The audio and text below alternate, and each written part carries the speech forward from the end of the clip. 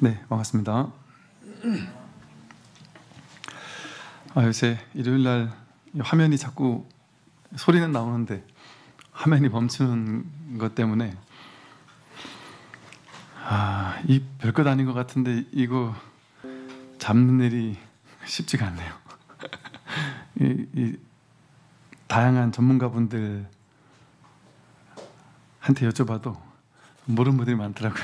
그래서 약간 다양한 방법으로 지금 매주 이게 조금씩 이렇게 업그레이드를 해가면서 하고 있습니다. 오늘이 혹시 안 되면 또 다음 주에 또 약간씩 바꿔가면서 이렇게 할 예정이니까 시간이 조금 걸리더라도 어떻게든 아마 되지 않겠나 생각이 듭니다. 오늘은 안 멈출 것 같은데 또 모르죠. 오늘도 이제 마저로 들어가기 앞서서 그 목탁소리 홈페이지에 그 문의하기에다가 뭐 필요하신 분들은 이제 비밀 지정을 하셔도 좋고, 이렇게 질문하기에 질문을 하시면 제가 그때그때 이렇게 시간 날 때 이렇게 법회 때 뭐 이름을 공개 안 하고 이렇게 이야기를 하든지 아니면 또 이렇게 답을 달아드리든지 그렇게 하겠습니다. 이건 이제 전에 이제 또 했던 질문 중에 하나인데요. 자꾸만 몸도 여기저기 아파오고, 이제 나이가 드시면서 자꾸 몸도 여기저기 아파오시고, 또 경제적으로도 이제 또 조금씩 나빠지고, 또 나이도 이제 들어가고, 또 사람들에게 자꾸만 서운한 마음이 자꾸 들고, 또 나를 이해해주는 사람이 아무도 없는 것 같고, 몸이 아플 때마다 이 자존감도 자꾸 떨어지고, 몸이 점점 더 사는 것이 힘들어집니다. 그러면서 자꾸 눈물만 납니다. 이제 이런 이야기를 좀 연세가 있으신 지극하신 분이 말씀하셨어요. 우리가 이제 그 나이가 들면서 혹은 뭐 몸도 아파가고요. 또 몸 아픈 사람들도 마찬가지죠. 또 정신적으로 힘든 분들도 그렇고, 온갖 보니까 세상에는 참 그 장애, 정서적인, 정신적인 어떤 장애 같은 걸로 시달리는 분들이 많으시더라고요. 그러니까 그런 분도 마찬가지일 것이고, 또 이제 자연스럽게 나이가 들면서 이렇게 몸이 아프고, 그 몸이 아프면 젊었을 때는 어디 한두 개만 아팠는데 이제는 점점 더 많은 곳이 아파지기 시작하고, 그러면서 몸이 아파지니까 자존감이 떨어져요. 옛날에는 자신만만했는데 그런 마음이 이제 사라진단 말이죠. 왜냐하면 눈이 멀쩡히 보이다가 갑자기 시력이 나빠지기 시작해서 안 보이기 시작해요. 귀로 얘기하는 말을 뻔히 듣고 있다가 갑자기 이제 들리지 않기 시작하는 거예요. 조금씩 너무 작게 들리고. 그러니까 사람들 앞에 나가기도 좀 겁이 나고, 누가 뭐 말을 했는데 내가 말을 못 들으면 어쩌나 하고 이제 걱정 이제 스러지기도 하고. 제가 아는 분은 젊은 분인데 이제 군에 있을 때 그 군 생활하면서 이게 이 바로 옆에서 이렇게 포탄 떨어지거나 사격이나 이런 걸 바로 옆에서 자주 듣게 되면 귀가 좀 안 좋아질 수가 있거든요. 갑작스럽게 그래 되면. 되게 젊은 분이었는데 이제 귀가 너무 안 들리다 보니까 되게 많이 좀 힘들어 하시는 게 느껴진, 대중이 다 같이 이야기를 나누는데 못 들으시니까 되게 좀 힘들어하는 모습도 본 적이 있었거든요. 그러니까 나이가 많고 적고를 떠나서 이렇게 점점 몸의 기능이 퇴화되면서 자꾸 우리는 그 뭐랄까 삶의 활력을 잃어가고 그렇게 됩니다. 그러면 이제 조금만 작은 거 가지고도 서운하죠. 옛날에 내가 잘 나갈 때는 나한테 그렇게 잘하던 사람들이 내가 이렇게 몸도 아프고 늙어가고 하니까 나를 무시하는구나 하는 이제 생각이 든단 말이죠. 이 모든 것들이 나와 이 몸을 동일시하는 데서 옵니다. 이 몸이 나라고 생각하니까 그래요. 이 몸을 나라고 여기게 되면 몸이 늙어갈 때, 몸의 어떤 특정 기능들이 퇴화되어 갈 때 내가 자존심 상하게 되고, 내가 자기 효능감을 잃게 되고, 내가 못난 사람 같고, 내가 축소되는 것 같이 느끼는 거죠. 나는 진정한 나는 축소될 수가 없습니다. 눈이 뻔히 보이다가 시력이 확 나빠져서 안 보여도 진정한 나는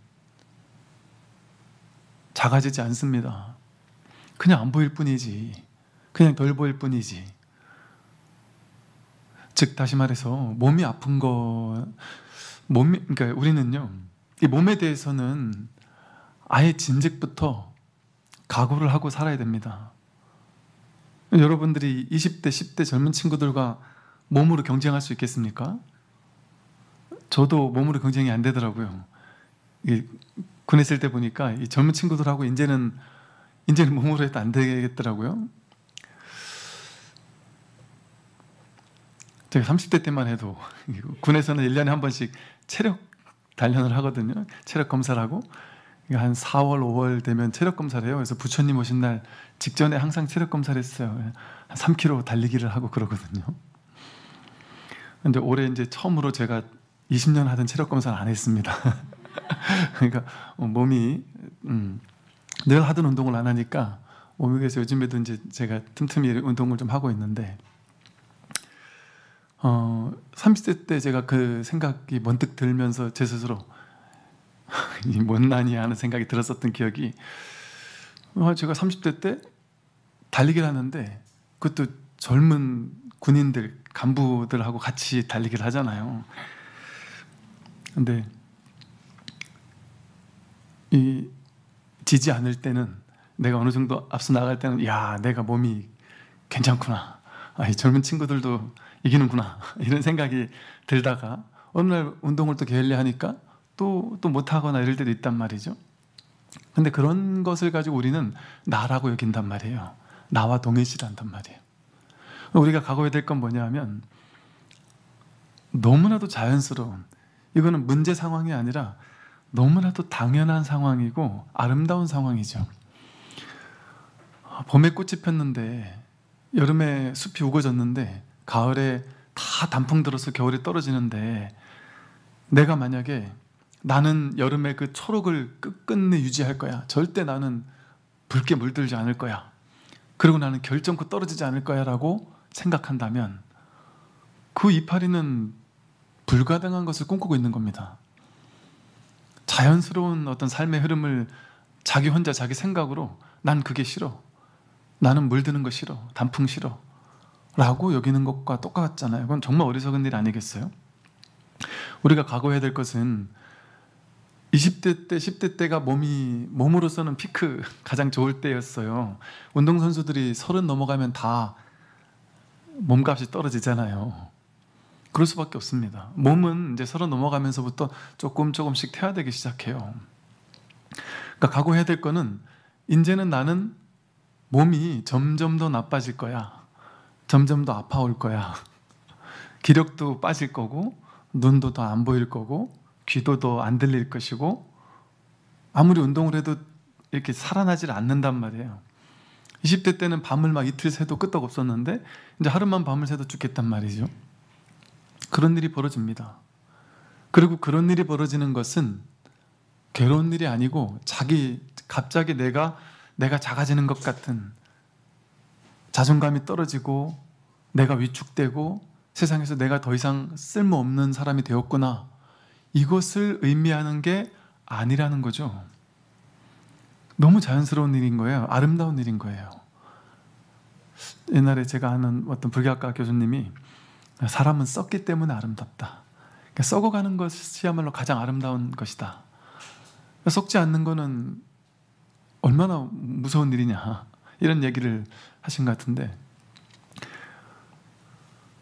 늙고 퇴화되는 것은 당연한 일이고 너무 아름다운 일이에요. 거기에 대해서 내가 상처받을 이유가 1도 없단 말이에요. 거기에 대해서 전혀 상처받을 필요가 없습니다.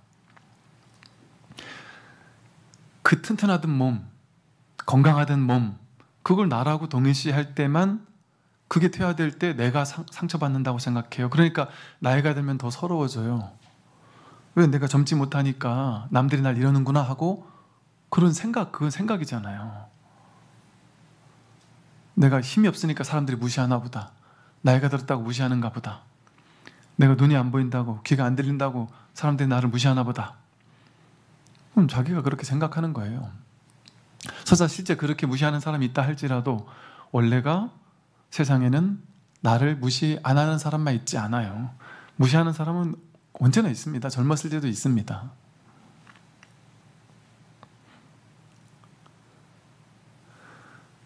이 몸이 내가 아니라 그야말로 허공과 같은 이 몸이 나라는 이 착각에서만 벗어날 수 있으면 우리는 진짜 자유로운, 완전 드넓은, 경계가 없는, 툭 트인, 몸에 제한되지 않는, 나이에 구속되지 않는, 젊거나 늙을 수 없는, 남자이거나 여자일 수도 없고, 작거나 클 수도 없고, 잘나거나 못날 수도 없는, 가난하거나 부자가 일 수도 없고, 젊었을 땐 건강했다가 나이 들어서는 늙어가는 그런 존재가 내가 아니란 말이에요. 진정한 자기의 눈을 뜬다면 이런 일들이 일어나지 않게 되죠. 그래서 이 나를 이 몸과 자꾸 동일시하는 마음, 그게 이제 어리석은 마음이죠. 근데 그 마음이 있으니까 사람들은 나이가 들면서 자꾸 나약해지고 기가 죽고 이런단 말이에요. 방법이 없습니다. 여기에는 방법이 없어요. 그러니까 사람들이 뭐 우리나라가 뭐 고독사 세계 1위 뭐 이런 얘기도 하대요. 나이가 들면 이 고독사가 뭐겠어요? 젊으면 고독하지 않습니까? 이 몸을 나와 동일시하게 됐을 때 자꾸 우린 이렇게 왜소해지고 축소되고 괴로워질 수밖에 없어요. 그러면 나이 드는 게 무서워요. 나이 드는 게 두렵고 나이 드는 걸 나를 엄습하고 잡아갈 것 같거든요. 그런데 우리의 본질은 그럴 수가 없습니다. 여러분이 젊고 건강하고 예쁘고 잘났을 때 남들 앞에서 괜히 어깨 힘들어가고 으쓱하고, 그 어리석은 망상이에요. 자기 거울을 보고 야 잘났다 하는 거 가지고 으쓱해진다면, 아 젊구나 하는 거 가지고 으쓱해진다면 그건 네 몸을, 껍데기를 나라고 여기는 거예요. 이 껍데기는 계속 바뀌잖아요. 변화하잖아요. 껍데기는 끊임없이 순환하고 변화합니다. 심지어 어떤 젊은, 너무나도 어여쁘고 젊은 어떤 학생이 화상을 입고 나서 얼굴이 완전히 사라져버리는, 얼굴이 완전히 함몰돼서 다 타서 남들이 보기에 좀 피해갈 만한 그런 외모로 바뀐 경우도 있잖아요. 그럼 얼굴이 납니까? 얼굴이 나면 그렇게 내가 얼굴이 망가졌을 때 내가 사라졌다고 느끼겠죠. 근데 그 얼굴, 모습, 그거 너머에 진짜 내가 있단 말이에요. 변하지 않는. 이거는 우리가 그냥 무견히 이렇게 바라보면 이게 스스로가 이렇게 경험이 돼요. 경험이 스스로 와서 보라고 하는 것이다 이런단 말이에요.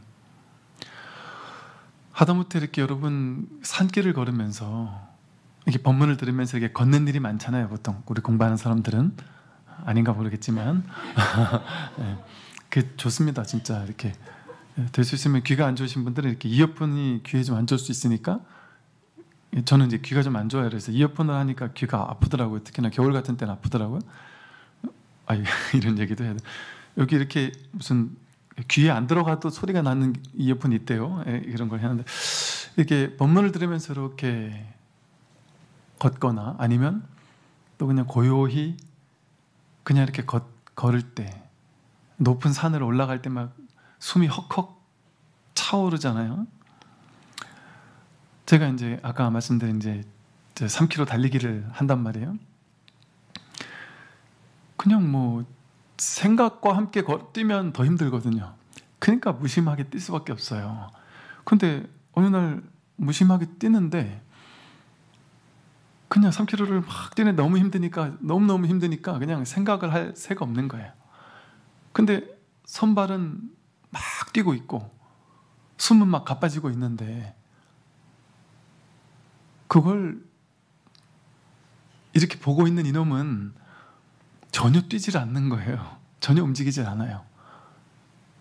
지금 손발은 막 뛰고 있고 바삐 움직이고 있고 숨도 헐떡거리고 있는데 그거를 바라보고 있는 이놈은 움직임이 없단 말이에요. 분명히 움직이고 있는데 움직임이 없어요. 이것을 그냥 늘 같은 한결같은 자리에서 보고 있단 말이에요. 이거는 사실은 우리가 거창하게 깨달음이니 견성이니 그건 말이 너무 오염되어 있어서 그런 말은 전혀 굳이 필요한 말인가 하는 생각이 들어요. 이렇게 누구나 무견히 자기 자신을 바라볼 때 사람들이 그러잖아요. 교통사고 났을 때 교통사고 나서 내가 도는 순간 이 세상 전체가 탁 멈추는 것 같은 아주 슬로우 비디오처럼 이렇게 움직이는 것 같이 보는, 분명히 이 사건 전체가 일어나고 있는데 그 사건 전체에 내가 지금 손이 피가 나고 하는 그 아파지고 있는 그것이 아니라 이 전체를 목격하고 있는 그 어떤 무언가를 우리는 늘 볼 수밖에 없어요. 늘 그것과 함께 있기 때문에. 이걸 거창하게 깨달으면 이렇게 얘기할 필요 없어요. 왜? 다 깨달아 있기 때문에. 다 이 진정한 자기와 있지 않을 수가 없기 때문에. 그래서 우리가 마음 공부를 하는 겁니다. 마음 공부를 하지 않으면 늙으면 늙는다고 괴로워져요. 그리고 그것이 실제라고 여겨요. 몸이 아파져서 괴로워지는 거, 늙어서 괴로워지는 게 실제라는 착각이 들어요. 그런 것에 끌려갈 필요가 없다 하는 것이죠. 그러려면 이 마음 공부를 해야 됩니다. 마음 공부를 해서 내가 누군지를 확인해야만, 심지어 늙었을 때 자존감이 떨어지는 문제가 아니라 죽더라도, 어떤 분이 이제 너무 본인은 온갖 힘든 일들을 많이 겪어왔고 해도 안 되고 무엇을 해도 안 되고 몸도 아프고 좀 잘 될만 하면 거기서 또 실패를 하고 자꾸 힘든 일이 자꾸 겹쳐서 너무 자존감이 떨어져 있다는 거예요. 젊으신 분인데도 불구하고. 그래서 나는 도저히 되는 게 없는가 보다, 그렇게 생각을 해서 너무 절망에 빠져 있다가 문득 암 진단을 받은 거예요. 물론 이제 말기는 아니어서 그나마도 그냥 어쨌든 치료하고 나면 살 수 있는 것이라 치료해서 지금 이제 살고 있는데, 암까지 오고 나니까 더 자기 자신에 대해서 정말 절망스러워지고 내가 이렇게 살아야 되나 하는 허망한 마음이 들더라는 거죠. 너무 괴롭던 나머지 암 걸린 사람들끼리 이렇게 커뮤니티가 있나 보죠.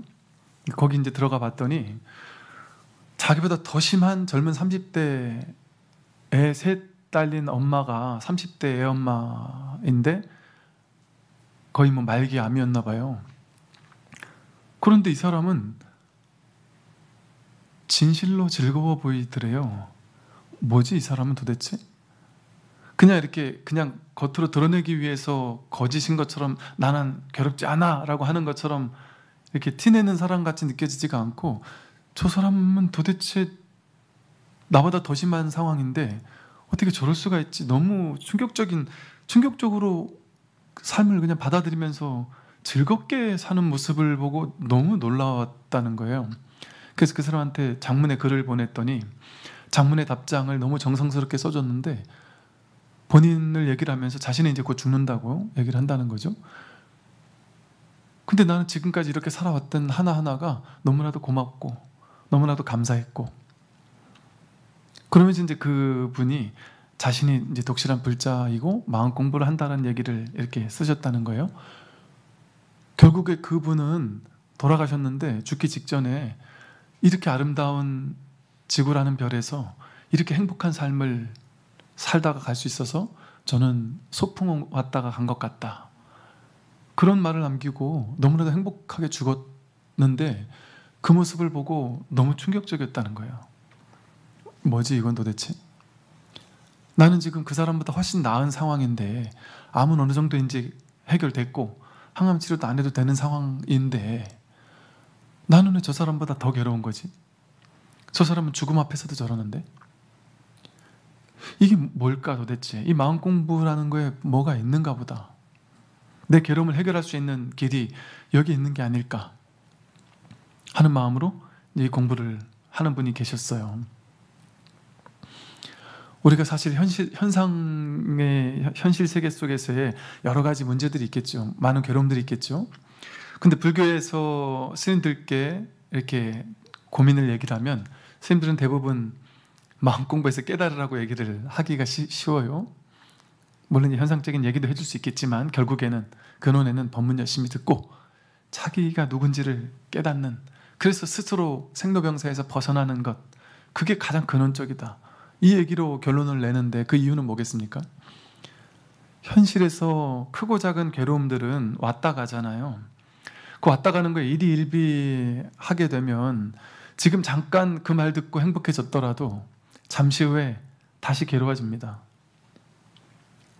인연 따라 계속해서 괴로워질 수밖에 없어요. 근원적인 답이 되기가 어렵단 말이에요. 임시 처방 정도는 될 수 있겠죠. 약 먹고 잠깐 괜찮은 것처럼 근원적인 답은 되지 못한단 말이에요. 그 문제는 지금 해결해도 또 다른 문제가 계속해서 나를 괴롭힙니다. 온갖 어떤 이 괴로움의 문제가 이곳저곳에서 계속해서 나를 집어삼킵니다. 그 문제를 근원적으로 해결해야지 단편적인 방법으로 해결한다고 해서 해결이 되겠느냐 말이죠. 그래서 이 마음 공부를 불교에서는 얘기를 하는 거죠. 또 이제 이런 질문이 있어요. 어릴 적부터 몸이 아팠었는데 어떤 분이 어디 스승이라고 하는 분이 계셔서 그곳에 갔더니 그분이 그러더래요. 너는 스님 될 팔자다 이러더래요. 그래서 저는 출가를 원하지 않는데, 나는 평범하게 살고 평범한 직장 생활을 원하는데 그분이 나에게 출가할 팔자라고 한다. 출가해야지만 건강하고 출가하지 않으면 아플 팔자라고 한다. 전 어떻게 해야지 할까요? 이렇게 묻는 사람이 있어요. 이런 질문들이 워낙 많아요. 그리고 또 어떤 스승이 제게 너는 전생에 복 지은 게 없어서 너를 가르쳐줄 스승도 없어 하면서 약간 좀 이런 얘기를 하더라는 거죠. 옛날에 너는 팔자가 어쩌고저쩌고 해서 절에가 살아야 돼.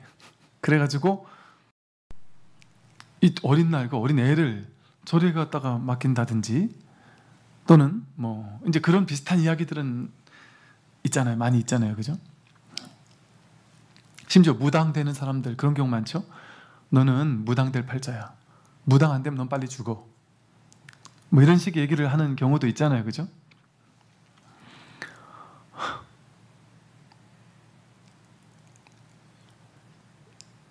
현상 세계를 가지고 논하자면 그런 게 실제 있다, 그런 팔자가 실제 있다, 아니면 없다, 이렇게 나눌 수 있겠죠. 그죠?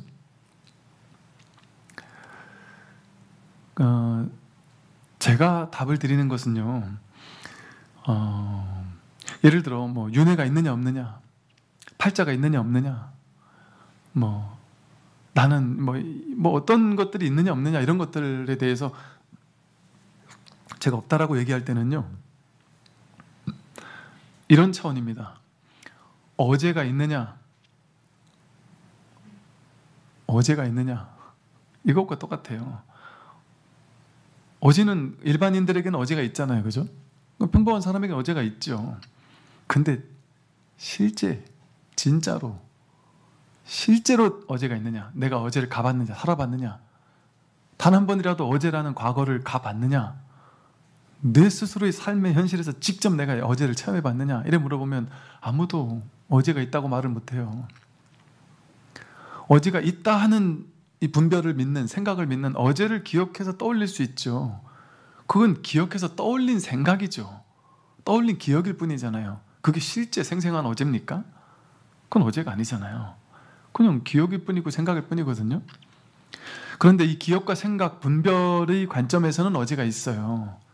중생심에서는 어제가 있습니다. 과거도 있고 전생도 있고 다음 생도 있어요. 윤회도 있어요.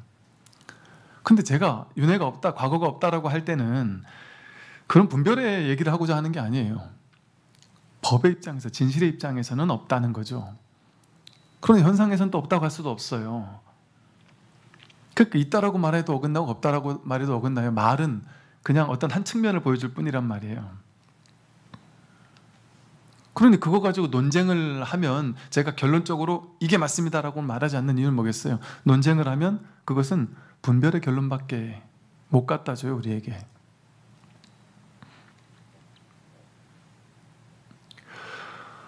어떤 분이 당신 가족 중에 한 명이 이제 좀 안 좋은 일로 이제 스스로 목숨을 끊었어요. 그럼 이제 그 가족들은 엄청난 죄의식에 시달립니다.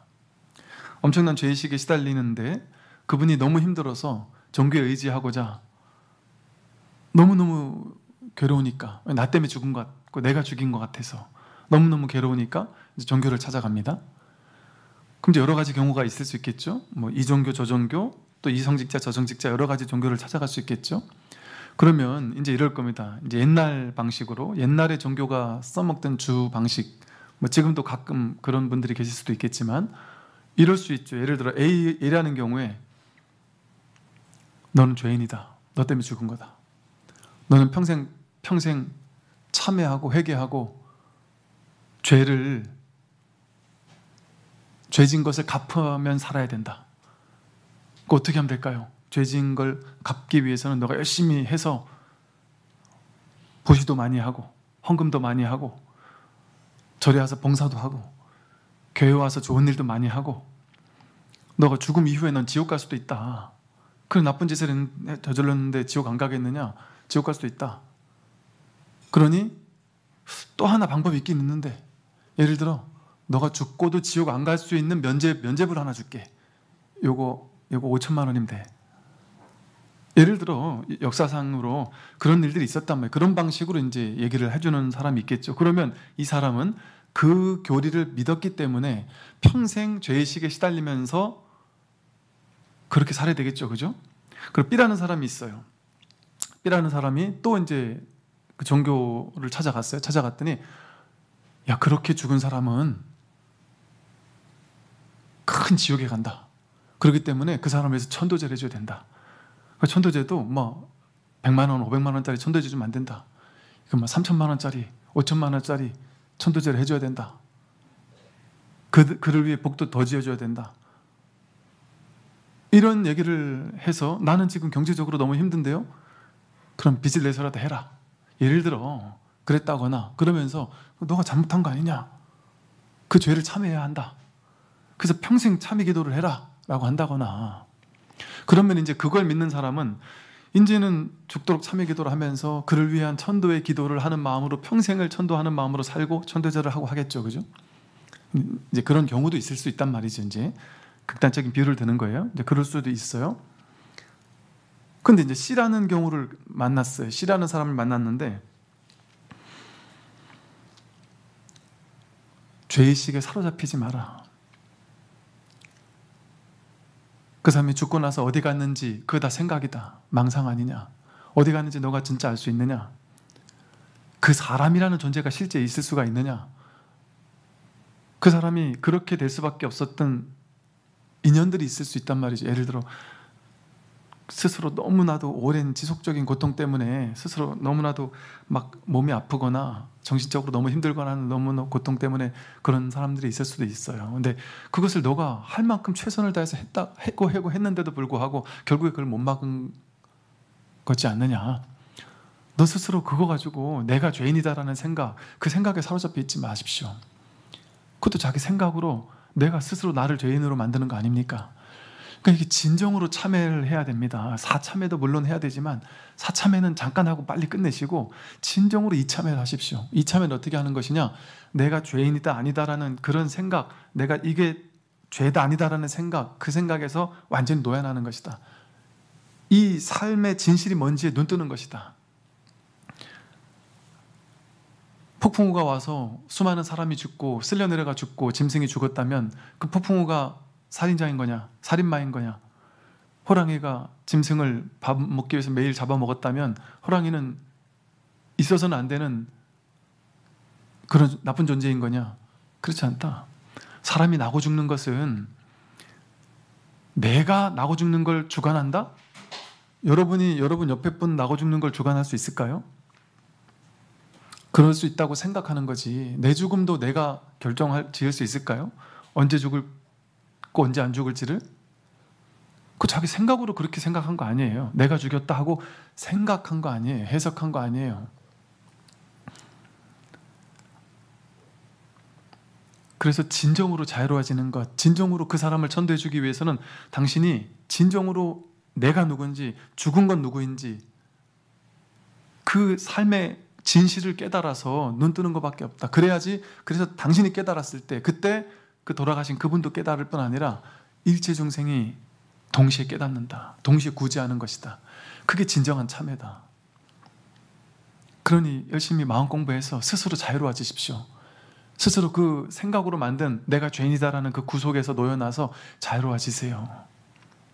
이렇게 얘기를 한 이제 C라는 사람이 있어요. 예를 들어 그러면 A, B, C 어디를 찾아가냐에 따라서 그것들이 전부 다 생각이고 견해 아닙니까? 어떤 사상 아닙니까?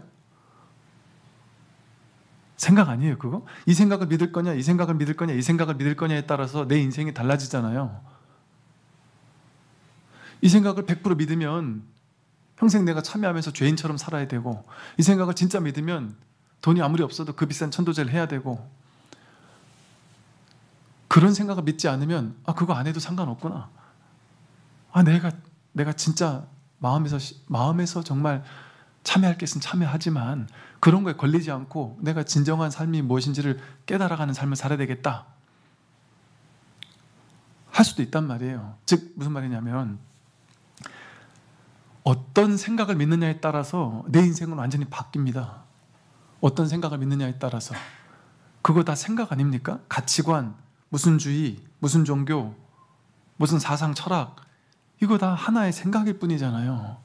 이 생각을 믿을 거냐 저 생각을 믿을 거냐 중에 하나를 선택하는 거잖아요. 근데 무엇을 믿느냐에 따라서 우리 인생이 완전 바뀐다니까요. 어떤 생각을 믿느냐에 따라서. 근데 그거 생각 아닙니까?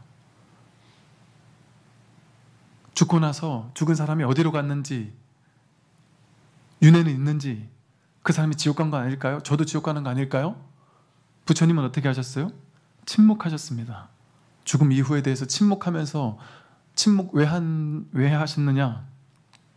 내가 죽음 이후는 이렇게 된다라고 얘기를 해도 그것은 하나의 견해가 될 뿐이다. 그래서 그 견해와 그 견해가 아닌 다른 견해가 끝끝내 싸우고 다툴 수밖에 없다. 그건 견해일 뿐이기 때문에.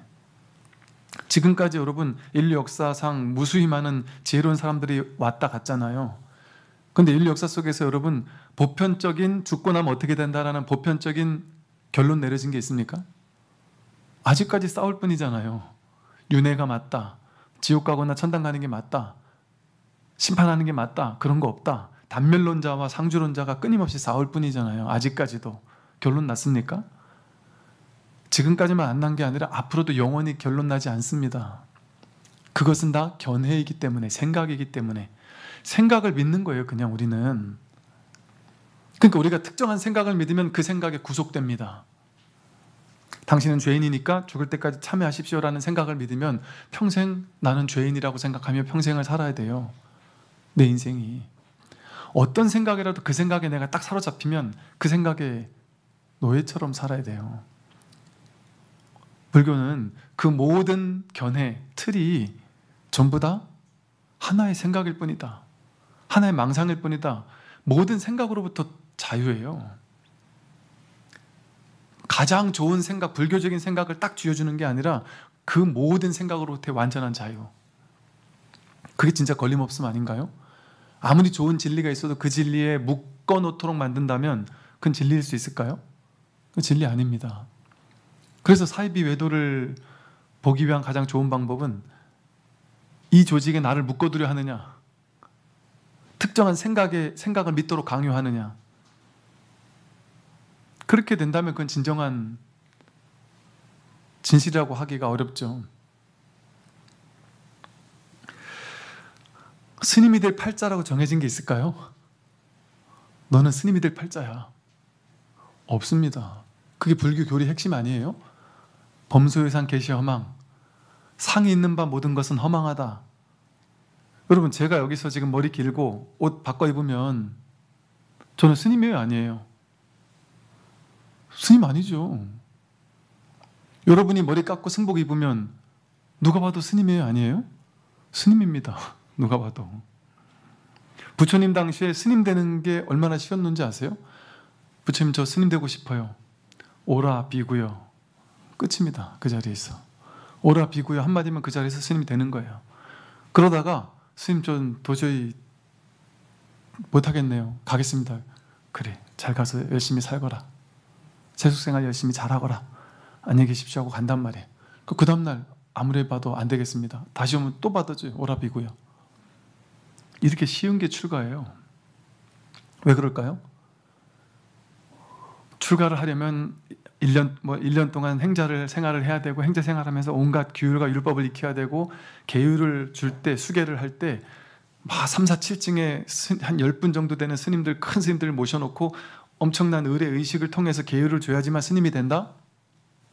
그건 그냥 인류 역사 속에 만들어진 전통이죠. 전통. 아름다운 전통이죠.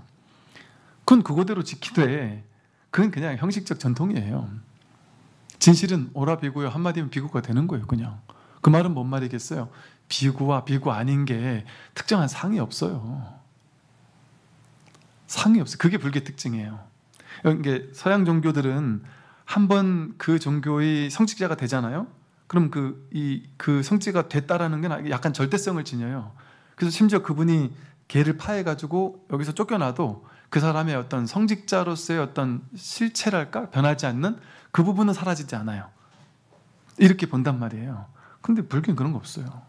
그런 실체라는 게 없어요. 고정된 실체가 없습니다. 내가 스님이라는 그런 게 없어요. 근데 스님이라는 팔자 이런 게 어디 있겠습니까? 물론 이제 스님 생활을 하면 좋아질 수 있겠죠. 왜? 내가 사회생활 하는 것보다 스님 생활을 하면 뭐 좀 더 먹는 것도 좀 절제를 할 테고 삶도 절제를 할 테고 이런다면 또 좋아질 수도 있죠. 그런데 그렇다면 스님 생활을 하면은 다 그렇게만 되느냐? 아니에요. 스님 생활 너무 힘들어서 나가는 사람도 많아요. 스님 생활 쉽지 않습니다. 너무 스트레스 받아 나가는 분들도 많아요. 내가 마음으로 출가를 한다면 그게 스님이에요. 진짜로. 불교 교리에 입각한다면 그게 진실 아니에요?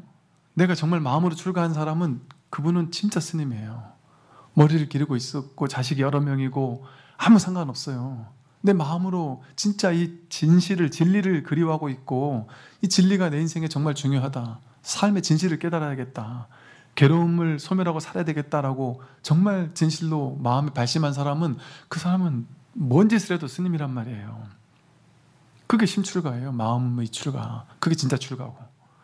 그런데 아무리 승복을 입어도 절에서 겉으로 봤을 땐 심지어는 거룩한 행동을 해도 마음이 삿대다면 그건 스님이 아니에요. 마음이 세속적인 것들을 추구하고 그러고 있다면 그건 스님이 아니죠. 그런데 하물며 어떻게 스님들 팔자가 정해진 게 있겠습니까? 정해진 팔자라는 거 없습니다. 이게 이제 우리가 받아들이기 되게 어려운 지점이에요. 이게 어찌 보면 너무 당연한 얘기잖아요. 그런데 사람들은 안 믿어요. 이런 거 없다라고 하면 안 믿어요. 그런 게 팔자가 있다고 생각해요.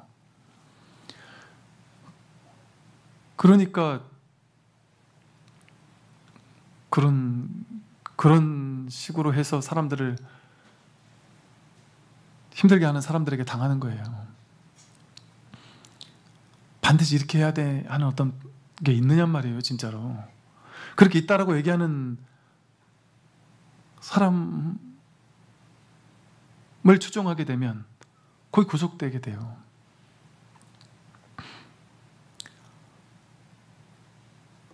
이런 식의 이야기들 있잖아요. 그런 거 따라갈 필요 없습니다.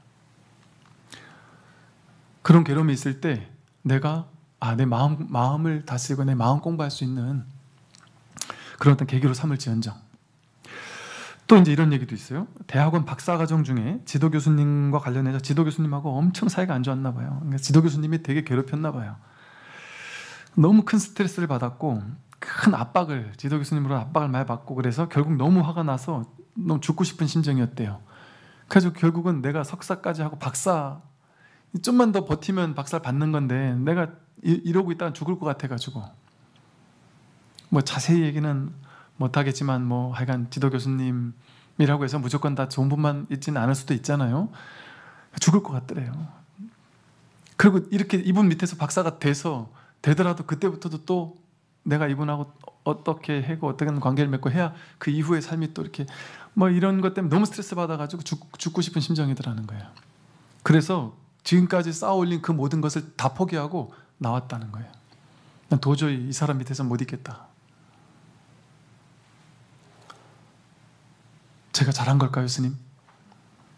제가 그래도 버텼어야 되는 건 아닐까요? 이렇게 묻는단 말이죠. 그러니까 또 비슷한 질문이에요. 남들이 들어가기 어려워하는 지방에서 나름 큰 회사에 취직이 되었습니다. 근데 회사가 너무 부조리가 많고 일 끝나고 뭐 유흥 같은 것들을 일이라고 하는데 도저히 이해도 안 되고 이건 너무 옛날 방식의 회사더라는 거예요. 그러니까 옛날엔 그게 통했을지 몰라 지금은 그게 안 통하는데 이 회사는 여전히 그런 좀 안 좋은 방식이 너무 많더라는 거죠. 그래서 이런 곳에 내 인생을 맡겨야 하는지에 대한 근원적인 회의감이 들어가지고 나왔는데, 그 동기들, 그 해 들어갔던 동기들 13명이 들어갔는데 12명이 다 나와버렸대요, 결국에는. 그럼 그래도 제가 버텼어야 되는 거 아닐까요? 어차피 어디 가나 다 비슷하지 않을까요? 그래도 버텨야 되는데 제가 이거 어떻게 해야 되는 거죠? 제가 잘못한 거 아닐까요? 이렇게 질문하는 사람이 있단 말이죠. 제가 이분들께 그랬습니다. 지금 그럼 그 지도 교수님과 나왔네요? 그러니까 나왔대요. 지금 후회해도 다시 들어갈 수 있어요? 없습니다. 그럼 지금 현재 나왔죠? 나왔대요. 그럼 그게 진실입니다. 왜 그게 진실일까요? 삶이 바로 진실이기 때문에, 현재가 바로 실제이기 때문에, 현실이 바로 진실이에요. 즉, 왜 내가 자기 자신을 신뢰하지 않느냐 말이죠. 제가 예를 들어 그 고민 중이었다면 이래라 저래라는 얘기 안 했을 거예요. 알아서 맡기로 자기 가슴을 따라서 알아서 가십시오 했을 거예요. 여전히 모를 때니까. 제가 그 답을 해줄 수 있을까요? 제가 지도 교수님 이런 일이 있는데 나가야 될까 말아야 될까 이렇게 물어보면 제가 답을 안 한단 말이에요. 스스로의 내면에서 스스로의 나침반을 따라갈 수 있도록, 자기 자신을 믿을 수 있도록만 해줄 뿐이지 결론을 내주지 않는단 말이에요. 근데 이 상황은 이미 나온 상황이란 말이에요. 이미 자기가 결정한 상황이에요. 오랜 고민 끝에.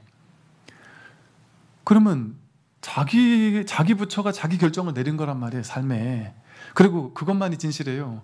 자기만이 이 결론을 낼 수 있어요. 그리고 그렇게 해야 되고, 남들 말 듣고 나는 여기 있으면 죽을 것 같은데 남들이 그래도 버티라 된다고 버텨오면 안 돼요. 실제 그래서 박사과정 있다가 자살한 사람이 있어요. 그렇게 죽느니 차라리 나와서 사는 게 낫지 않을까요? 근데 그걸 스스로 선택했단 말이에요. 그 현실이 결과를 보여주고 있단 말이에요. 현실이 이미 내가 그 결정을 했어요. 이런 일들 많을 거예요. 어떤 결정을 했는데 결정하고 나서 괜히 뒤에 와서 후회되고, 결정하고 나서 내가 잘못했나 싶고, 심지어 어떤 분은 제가 지금 어떤 시험을 준비하고 있어요. 뭐 경찰을 준비하고 있어요. 근데 공부도 안 되는 차에 한참 준비하고 있는데 자꾸 머릿속에 생각이, 네 경찰하고 적성 안 맞는 거 아니야? 적성 맞겠어? 자꾸 생각이 속삭인단 말이죠. 그 생각이 그래요. 그 생각이 속삭일 때도 마찬가지예요. 내가 생각이 아무리 속삭여도 나는 여전히 도서관에 출근해서 계속 시험 준비를 하고 있다면 현실이 진실이에요. 내가 이건 도저히 아니다 하고 딱 뿌리치고 아직 가지 않았다면 지금 공부할 때인 거예요. 그러면 그 생각은 일어나도록 내버려 두고 난 내가 해야 할 일을 하면 된단 말이죠. 이 친구도 대학원 나왔다. 아무리 그분이 뭐 교수를 시켜준다고 했어도 내가 아니다 싶으면 나오면 돼요. 꼭 그것만 해야 되는 게 아니에요. 사실 뭐 대학교 과 좋은 데 갔다고 해서 그 과대로 취직한 사람이 어디 있습니까? 뭐 군대 오면은 미술학과 나온 사람이 족구 라인 그리고 그런 데잖아요. 자기가 내가 내 전공이 이랬기 때문에 반드시 이렇게 해야 돼, 이런 쪽으로 가야 돼. 그 자기 생각이잖아요. 그런 게 어디 있습니까? 내가 평생을 헌신했기 때문에 여기에서 나는 목숨을 바쳐야 돼. 근데 거기서 나를 원하지 않는데요? 그래도 스님, 내가 더 뛰어난데 저 사람은 아주 아부를 잘하는데 그래서 저 사람이 된 거란 말이에요. 그럼 어쩌라고요? 아부 잘해서 된 사람을 그 회사에서 선택했다면 그럼 그 회사의 선택이에요. 그냥 그것은. 그걸 내가 욕할 필요도 없어요. 물론 그런 것에 대해서 순간순간에 내가 어쨌든 최선을 다하는 건 좋죠. 근데 결론이 났다면 말이죠. 뒤늦게 와서 벌써 그런 지가 1년 지났는데도 그거에 울분을 터뜨리면서 계속 혼자서 상처받고 있을 필요는 없단 말이에요. 이미 지나간 일은 게임 끝입니다. 이 소리가 있습니까 지금? 2년 따라 왔다 2년 따라 갔잖아요. 끝났다니까요. 이제 앞으로 있을 이 소리를 어떻게 낼 건지가 중요하지. 아까 썼던 그 소리에 해봐야 2년이 간 거는 어쩔 수 없어요.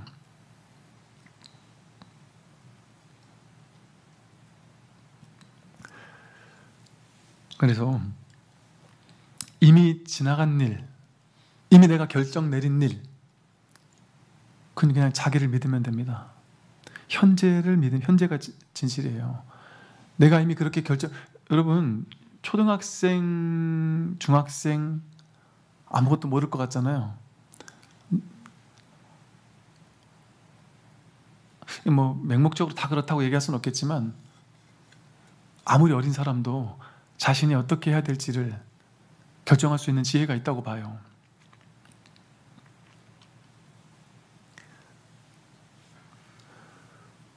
자신의 결정을 믿어야 돼요. 자신의 머리에서 나온 결정이 아니라 자기의 가슴에서 나온 결정. 또 삶이 현실이 어쩔 수 없이 나를 나갈 수밖에 없게 만들었던 이 인연, 이것 때문에 어쩔 수 없이 내가 나갔다면 그건 인연 따라 벌어져야 할 일이 벌어진 거예요. 그런데 이제 이 중생의 특징이 그 이후에 연후에 이미 다 게임 끝난 일인데 생각으로 자꾸 되짚으면서 내가 잘했니 잘못했니 하면서 상처받고 괴로워한단 말이죠. 그럴 필요는 없다. 현실이 진실이기 때문에 이미 지나간 현실은 털어버리고 앞으로 그것을 경험 삼아 앞으로 또 새로운 일을 도전하면 된단 말이에요. 미련을 가질 필요 없다. 이 정도 하고 오늘 이제 그 부분이고요. 마조어록 이제 그 석공해장에 대한 7번째 이야기입니다. 석공해장 스님은 출가 전에 사냥을 업으로 하였기에 출가 사문을 만나는 것을 싫어하였다. 아마 이제 본인은 이제 사냥을 업으로 하니까 사냥을 해서 자꾸 짐승들을 죽이는 업을 가지고 있다 보니까 스님들은 이제 불살생 이걸 하는 스님들이니까 이렇게 생각하겠죠. 야, 내가 사냥을 많이 하니까 왠지 양심의 가책도 느껴지고 또 스님들을 만나면 스님들이 불살생을 해야 되는데 나는 살생을 하는 사람이니까 나를 싫어할 거야. 나를 좀 좋아하지 않을 거야. 뭐 이제 이런 본인 스스로의 생각이 있었나 보죠. 아마도. 그런데 하루는 사슴의 무리를 뒤쫓다가 마침 마조 스님의 암자 앞을 지나게 되었다. 마조가 그를 맞이하자 그는 물었다. 스님, 사슴이 지나가는 것을 보셨습니까? 하고 물었어요. 그때 마조 스님이 그대는 무엇을 하는 사람이요? 하고 물었어요. 그때 사냥꾼입니다. 이게 이런 걸 보고서는 이제 이 마조 스님이 그 석공회장이라는 한 명의 사냥꾼에게 법을 자꾸 드러내요. 이 사냥꾼은 자꾸 세속 일을 물어보는데 마조스님은 자꾸 법으로 답을 해서 이 사람에게 법과 인연을 자꾸 심어주기 위해서 이렇게 답을 하거든요. 이런 걸 보면서 역시 마조 스님은 깨달은 도인이라서 모든 사람이 뭘 물어봐도 다 법으로만 얘기하나 보다. 이런 사람 참 피곤하겠다. 내가 깨닫게 되면 나는 나 깨달으면 안 되겠는데? 내가 회사 갔는데 직장 상사가, 내가 깨달았고 나서 회사 갔는데 직장 상사가 나한테 어제 레포트 다 했어. 그러면 한 것도 없고 안 한 것도 없습니다. 뭐 이런 식으로 답하면 난 회사 잘리지 않을까? 뭐 이런 식의 고민을 걱정할 필요가 없단 말이에요. 마조 스님이 늘 이렇게 법으로 얘기하지 않겠죠. 일상생활에서는 일상생활의 대화를 하겠죠. 근데 법으로 대화한 것들만 뽑아가지고 그 마조 스님의 평생의 일생 가운데 법으로서 돌렸던 이야기, 그 중에도 그걸 보고 1000번 사람들에게 법을 얘기를 했으면 그 중에 알아듣는 사람이 몇 명 있을까 말까 하겠죠. 그 사례를 이렇게 어록으로 남겨놓은 거예요. 그러니까 이걸 일반화하면 안 된단 말이죠. 근데 이제 이런 일이 있는 거예요. 마조 스님이 이 석공회장을 딱 보고는, 그래도 마조 스님이 석공회장을 보고는 이 사람이 깨달음에 인연 있는 사람이구나라는 걸 알았으니까 그 많은 사람에게는 이렇게 얘기 안 했는데 이 사람에게만 이렇게 얘기했죠 라고 우리가 또 생각할 수 있지만, 그럴 수도 있고 아닐 수도 있어요. 척 보고는 참 법과 인연이 있겠다 싶은 사람도 있을 수 있지만 굳이 그러지 않을 수도 있단 말이죠. 그런데 아마도 이럴 수 있어요. 마조 스님이 예를 들어 어떤 사람이 왔는데 마조 스님이 그날 예를 들어 엄청 일을 많이 하고 힘들고 피곤하고 너무 힘든 상황에서 누굴 만나더라도 그냥 일상적인 얘기를 사슴 잘 모르겠네요 이러고 지나갔을 수도 있겠죠. 근데 마조 스님이 예를 들어, 그러니까 이게 이제 인연인 거예요. 시절 인연인 거예요. 마조 스님도 모르고 석공회장도 모르는 시절 인연이란 말이야. 그게 모르지만 모르는 가운데 이게 시절 인연이 딱 맞으면 너도 모르고 나도 모르는 가운데 그 인연이 싹 튼단 말이에요. 이것과 같아요. 이제 그래요. 누가 스님께서 옛날에 어쩌고저쩌고 할 때 그냥 이렇게 제가 뭔 얘기를 했는데 스님이 이렇게 툭 한마디 던지고 갔대요. 근데 그게 자신은 평생에 화두처럼 남아가지고 그게 나를 이끌었다 이러면서 나중에 찾아와가지고 고맙다는 얘기를 해요. 전혀 기억이 안 나. 안 날 뿐 아니라 제가 그런 얘기를 그렇게 하는 사람이 아니라서 그렇게 얘기했을 리가 없는데 싶단 말이에요. 그런데 그 사람과의 인연과 저와의 인연이, 예를 들어 제가 막 힘들고 피곤한 날 그렇게 물어보면 대답을 좀 다음에 또 하시죠 이러고 그냥 그랬을 수도 있잖아요. 근데 제가 만약에 뭔가 좀 인연 따라 뭔가 이렇게 좀 더 얘기해주고 싶고 그럴 때도 있을 수 있잖아요. 그런 인연을 만났을 수도 있겠죠. 이제 이것처럼 우리가 알 수 없는, 그러니까 이런 거예요. 많은 분들이 이제 이래요. 그냥 불쑥 찾아왔다는, 저 금년사 있을 때도 불쑥 찾아왔다가 스님 계세요? 안 계십니다. 알겠습니다라고 그냥 갔다는 사람들이 많다 그래요. 그분들한테 강원도에서 찾아올 거면서 미리 전화라도 해서 계신지 좀 물어보고 오시지 왜 그냥 오셨어요? 그럼 대부분 불자들은 이래요. 가서 있으면 뵙고 없으면 안 뵙고, 인연이 있으면 만날 것이고 인연이 없으면 안 만나겠죠. 이게 이제 아주 지혜로우신 분들이시죠. 이게 체화되어 있는 거예요. 그냥 인연이 맞으면 만나겠구나, 안 맞으면 만나도 별 효과가 없겠지. 그거 맞거든요. 인연이 안 맞으면 만나서 아무리 2시간을 얘기를 들어도 나에게 감흥이 없을 수도 있어요. 근데 인연이 맞으려고 하면 직접 찾아가서 만나지 않아도 지나가는 유튜브 본문 한번 들어도 내가 확 꽂히는 장면을 만날 수 있어요. 내 인생이 확 뒤바뀌는 장면을 만날 수도 있습니다. 그 시절 인연을 몰라요. 모르는데 그 인연이 참 맞아질 때가 있단 말이죠. 이때가 그럴 때인 것 같아요. 근데 이 스님이 사냥꾼입니다 하고 얘기했어요. 그랬더니 사냥꾼입니다 했으면 그렇군요 하고 보낼 수도 있었을 텐데, 더구나 이 사람은 지금 사슴을 쫓고 있으니까 바쁠 거 아니에요. 바쁜데도 불구하고 마조 스님도 당신도 모르게 뭔가의 어떤 시절 인연들이 뭔가 이렇게 맞아졌었나 보죠. 이게 시비를 걸기 시작합니다. 사냥꾼입니다 했더니 화를 쏠 줄 압니까? 하고 물어봐요. 사냥꾼이니까 뭐 활 쏠 줄 아는 건 당연하겠죠. 활을 쏠 줄 압니까? 하고 물으니까 석공회장이 쏠 줄 압니다. 그래요. 화살 한 발로 몇 마리를 잡습니까? 하고 물어봐요. 그랬더니 한 발로 한 마리를 잡습니다. 이렇게 대답을 해요. 그랬더니 이제 스님이 이렇게 말하십니다. 별 신통치 않군요. 그 스님께서는 그러면 활을 쏠 줄 아세요? 저도 쏠 줄 압니다. 이렇게 얘기를 해요. 그랬더니 스님께서는 그렇다면 화살 한 발로 몇 마리를 잡으시는데요? 하고 물어봐요. 그랬더니 스님이 화살 한 발로 저는 한 떼를 몽창 잡습니다. 사슴떼 한 떼를 전부 잡습니다. 이렇게 얘기를 한단 말이죠. 이 스님은 지금 겉으로는 화살 가지고 사슴을 잡는 거를 물어보잖아요. 석공회장은 화살로 사슴을 잡느냐, 이 사냥 얘기를 물어보는 걸로 알고 답을 한단 말이죠. 근데 마조 스님은 이 법을 공부하는 스님이 사슴 얘기 궁금해가지고 그런 걸 물어보겠습니까? 이것을 계기로, 이 인연을 계기로 이 사람에게 가장 중차대한 어떤 자신의 직업 관련된 이것을 계기로 법을 드러내기 위해서, 법을 보여주기 위해서 이런 얘기를 한단 말이죠. 이 부처님도 그러셨죠. 부처님은 항상 대기설법이라고 해서 그 사람의 근기에 맞는 비유를 들어서 항상 설법을 하셨어요. 농부가 저 중놈들은 말이지 일도 안 하고 맨날 주는 밥 얻어 처먹게나 하고 이렇게 욕을 하니까 부처님이 저도 일을 한다. 저도 농사를 짓습니다. 이런 얘기를 한단 말이에요. 나는 뭐 법문을 하는 걸 통해서 농사를 짓고 뭐 다양한 얘기들을 한단 말이에요. 모든 것을 이렇게 공부로 돌린단 말이죠.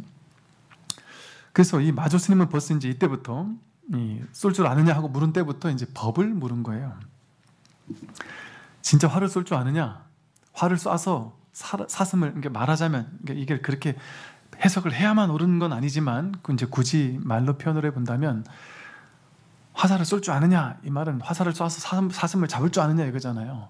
그 생명을 딱 잡을 줄 아느냐? 죽일 줄 아느냐? 이거를 묻는 거잖아요. 그러니까 나는 화살 쏠 줄 안다. 한 발로 몇 마리나 잡느냐? 이건 이 스님은 벌써 뭐를 잡는 걸 물어본 거겠어요. 화살을 가지고 존재를 잡을 수 있느냐? 너를 잡을 수 있느냐?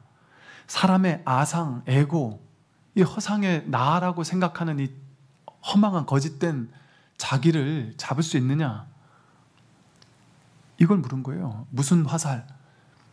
화살 가지고 너의 탐진치 삼독을 쏠 수 있느냐? 그리고 너의 번뇌망상을 쏴서 잡을 수 있느냐? 그리고 일체 중생의 탐진치 삼독심을 화살을 가지고 깨뜨려 줄 수 있느냐? 말하자면 그런 것을 물은 거란 말이죠. 그랬더니 난 한 발로 한 마리를 잡는다 했단 말이에요. 그런데 신통치 않구나. 그럼 스님은 어떠십니까? 나는 한 발로 한 떼를 다 잡는다. 이게 무슨 도리냐면 이 마음 공부는요, 한 발로 한 떼 정도가 아니에요. 일체 모든 것을 다 잡는 공부거든요. 금강경에서 이게 마치 어떤 도리와 같으냐면, 금강경에서 내가 자기 마음을 깨달으면, 자기가 자기 마음을 깨달으면 일시에 삼천대천세계에 있는 일체 모든 중생을 일시에 다 구제한다. 그렇게 말해요. 내가 깨달을 때 일시에 삼천대천세계의 일체 모든 중생을 단박에 구제하게 됩니다. 제가 아까 말씀드린 것처럼 이 먼저 죽은 그 가족을 위해서 살아있는 내가 어떻게 해야 그 사람을 위한 기도가 될까요? 제가 천도제를 하면 될까요? 아니면 뭘 하면 될까요? 정말 그 사람을 구제하고 싶으면 천도제하고 뭐하고 이런 것도 나쁘지 않지만 본질로 들어가서 그 사람을 진짜 구제를 해야 된다. 어떻게 해야 구제할 수 있느냐? 내가 누구인지를 깨달아서, 내가 내 마음을 깨달아서 내가 누군지를 확인해야 된다. 그 순간 내가 누군지를 확인하는 순간 나만 구제되는 게 아니라 그 먼저 돌아가신 그분이 함께 구제가 될 뿐 아니라 일체 삼라만상 모든 존재가 일시의 구제가 되는 도리가 있다. 이게 머리로는 이해될 수 없죠. 이건 이 불이법을 말하니까. 불이법에서는 너와 내가 따로 없다니까요. 여러분, 인도의 무슨 마하바라타, 뭐 무슨 바가바드기타 이런 데 보면은 막 전쟁하는 장면 나오거든요. 형제들 간에 전쟁이 붙어가지고 형제들끼리 막 전쟁에 싸우는데 내가 차마 내 형제를 못 죽이겠습니다. 그러니까 신이 야, 네가 네 형제라서 못 죽이고 남의 형제는 죽인다는 그것도 네 상이다, 네 생각이다. 전쟁을 할 때는 과감하게 쏴 죽여라, 뭐 쉽게 말해 이런 식의 이야기를 한단 말이죠. 그거는 사람을 죽이고 사는 얘기를 얘기하는 게 아니에요. 옛날 전쟁 영화 같은 거 보면 무시무시하거든요. 사람의 목숨을 정말 개미 목숨보다도 못한 것처럼 막 취급을 하면서 마구잡이로 잡아 죽이고 막 그래요. 그러면서 심지어 생명을 막 죽이는 걸 보고 막 웃으면서 즐거워하는 이런 사람들 장면들이 옛날 영화 같은 거 보면 나오잖아요. 자기네들의 유희를 위해서 옛날 무슨 경기장, 원형 경기장에서 사람들끼리 싸움 붙여가지고 서로 죽이게 하고 그러면서 열광을 하고 뭐 이러잖아요. 그런 것들을 보면서 이 말의 낙처를 보세요. 인도에서 신화에 나온 그런 죽고 사는 그런 이야기들이 이런 이야기가 아닐까 싶어요. 그런 옛날 영화들을 제가 죽음을 미화한다거나 죽이는 게 아무 상관없다는 얘기를 하는 게 아니에요. 죽는 일에 대한 본질이 뭐냐를 얘기하는 거예요. 죽는 것의 본질이 뭐냐.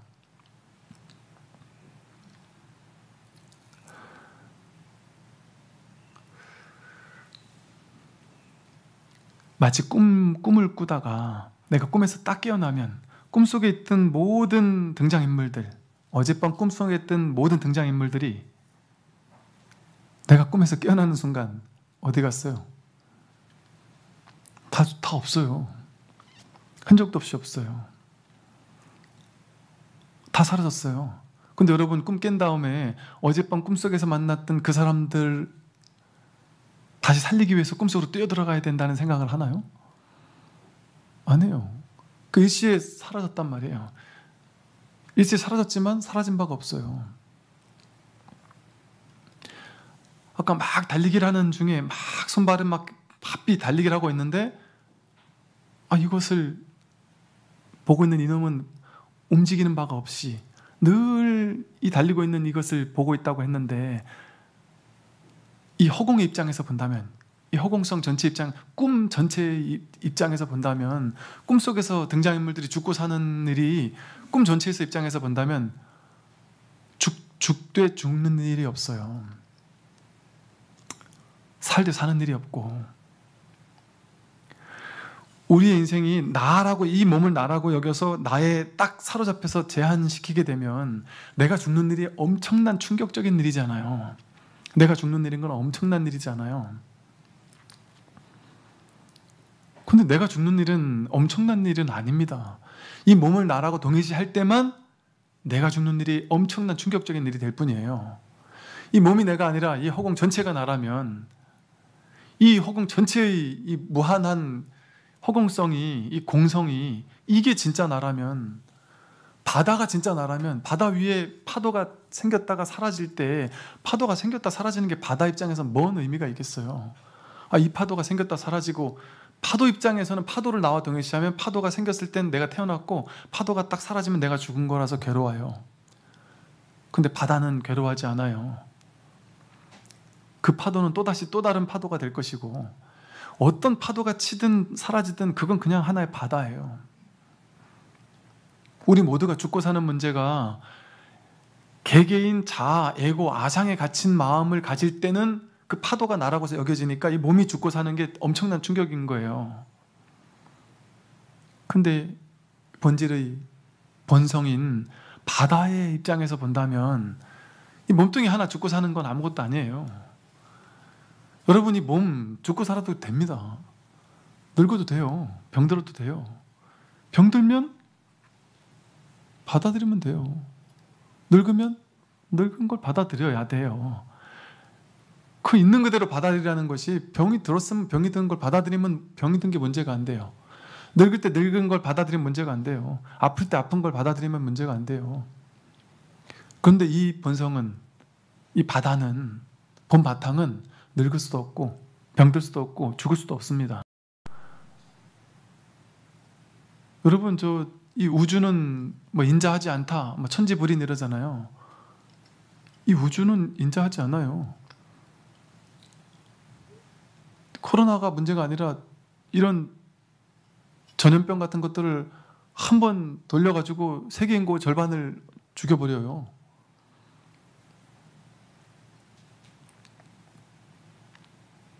그럼 이 우주가 엄청난 살인마일까요?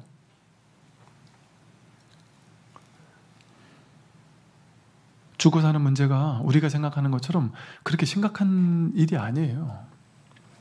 바다 위에서 파도 치는 것과 다르지 않아요. 그래서 죽여야 돼요. 뭘 죽여야 되느냐? 아상을 죽여야 돼요. 아상을 죽였을 때 이 거짓된 나, 가짜나, 이 몸과 마음을 나라고 여기는, 몸과 마음이라고 하는 색수상행식인 오온을 나라고 여기는 허망한 망상을 죽여야 됩니다. 그랬을 때 나는 죽지만 허망한 망상, 내가 나라고 여겼던 허망한 착각, 오온을 나라고 착각하는 그건 죽지만, 그게 죽었을 때 진짜 내가 누군지 깨어난단 말이죠. 진정한 나로 되살아난단 말이에요. 그 성불했다고 그러는 거예요. 자기 부처를 확인했다고 하는 것이고. 그래서 나를 싸잡아 죽이고 일체 중생을 싸잡아 죽일 때 나와 아상과 법상이, 아상 주객이 다 실제가 아니라는 사실에 깨어날 때, 그때 진리에서 깨어나는 거예요. 그때 진짜 죽고 사는 문제, 불사의 길이라는 게 그거예요. 죽고 사는 문제 이제 더 이상 갇히지 않습니다. 진짜 살아나요. 진짜 죽을 때 진짜 살아난단 말이에요. 그래서 이 죽는 걸 얘기한단 말이에요. 이 아상, 에고, 허망한 망상이 죽는 것, 이것을 죽여야 된단 말이죠. 그래서 화를 쓸 줄 아느냐? 너 마음 공부할 줄 아느냐? 마음 공부해서 너 마음의 허망한 망상을 죽일 줄 아느냐? 너라고 생각하는, 나라고 생각하는 그런 허망한 착각, 색수상행식이 나라고 여기는, 몸과 마음을 나라고 여기는 허망한 망상, 그걸 잡아 죽일 수 있는 실력이 있느냐? 그걸 물어보는 거란 말이죠. 근데 반전을 주기 위해서, 야, 한 발로 한 사람만 쏴 죽인다면, 잡는다면 그건 뭐 별 신통치 않은 거다. 나는 그걸 죽일 수 있는, 그 아상을 죽일 수 있는, 한 발로 한때 전체를 잡을 수 있는 그런 공부가, 그런 비책이 나에겐 있다. 이 소리를 설한 것과 다르지 않단 말이죠. 그래서 자기 분별을 한 발로 한때를 잡는다. 이 말은 나는 내 마음 하나 딱 조복시키는 걸 통해서, 내 마음 하나, 몸과 마음이 내가 아닌 줄 알아서 내 아상, 내 에고를 탁 죽이는 이 한 발을 가지고 일체 중생을 다 구제한다, 이 소리예요. 내가 깨어날 때 일체 중생이 다 깨어난다. 이 정도는 돼야 진짜 공수라고 할 수 있는 거 아니냐. 그렇게 시답지 않은 사슴 한 마리 잡는 그런 거 해서 되겠느냐 하고 마음의 세계로 돌리고 있단 말이죠, 이 스님은. 근데 이걸 이제 석공회장에게 알아들을 수 있느냐 없느냐가 이제 관건이란 말이죠. 대부분의 사람이라면 이렇게 얘기를 해서는 못 알아듣죠. 그리고 또 이 어록이라는 것은 액면 그대로 이렇게만 딱 얘기를 했겠어요?